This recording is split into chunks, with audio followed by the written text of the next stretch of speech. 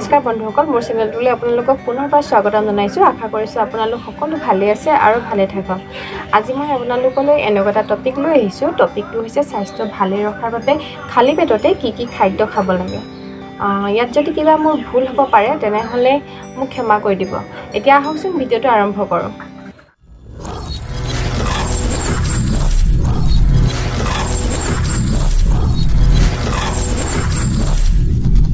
সুস্বাস্থ্যৰ বাবে খাদ্যভাগ গ্ৰহণ কৰাটো অত্যন্ত গুৰুত্বপূৰ্ণ। স্বাস্থ্য ভালে ৰখাৰ বাবে পুৱা খালী পেটত কেনেকুৱা ধৰণৰ খাদ্য গ্ৰহণ কৰা উচিত তাৰ বিষয়ে জানো আহক। পুৱা শুই উঠিয়ে যদি আপুনি এটা আপেল নাইবা এক বাটি পকা অমিতা খাই দিনটোলৈ আৰম্ভ কৰে তেনেহ'লে আপোনাৰ হজমৰ ক্ষেত্ৰত কোনো সমস্যা নাথাকে আৰু আপোনাৰ শৰীৰো সুস্থ হৈ থাকিব। বহুতো লোকে কয় যে খালী পেটত ফল খাব নালাগে, খালী পেটত ফল খালে এচিড হয়, সেইবাবে মানুহে দুপৰীয়াহে ফল খায়। কিন্তু এনেকুৱা ধৰণৰ ধাৰণা মুঠেই ভুল। ফলত এনেকুৱা ধৰণৰ পুষ্টিকৰ গুণ আছে যে আপুনি খালী পেটত যদি সেই ফল খায় তেনেহ'লে আপোনাৰ শৰীৰত শক্তি বৃদ্ধি কৰাত সহায় কৰে আৰু লগতে ওজন হ্ৰাস কৰাতো সহায় কৰে। বহু লোকে কয় যে খালী পেটত ফল খাব নালাগে, খালী পেটত ফল খালে এচিডিটি হয়, সেইবাবে মানুহে দুপৰীয়াহে ফল খায়। কিন্তু এনেকুৱা ধৰণৰ ধাৰণা মুঠেই ভুল। আপোনালোকে সেই ধাৰণাটো লৈ নাথাকিব। ফলত এনেকুৱা বহুতো পুষ্টিকৰ গুণেৰে সমৃদ্ধ। ফল যদি আপুনি ৰাতিপুৱা খালী পেটত যেনে আপেল, অমিতা, নাচপতি খায় তেনেহ'লে আপোনাৰ শৰীৰত শক্তি বৃদ্ধি কৰাৰ উপৰিও ওজন হ্ৰাস কৰাত সহায় কৰে। দেখা ৰ'বাচোন, এইপিনে চোৱা।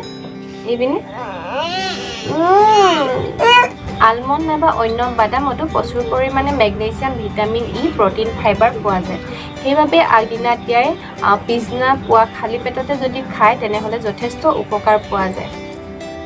কণীত অনেক পুষ্টিকৰ গুণ দেখা যায়। খালী পেটতে যদি এটা সিজোৱা কণী খোৱা হয় তেনেহ'লে গোটেই দিনটোৰ বাবে গা মন ভালে লাগি থাকিব।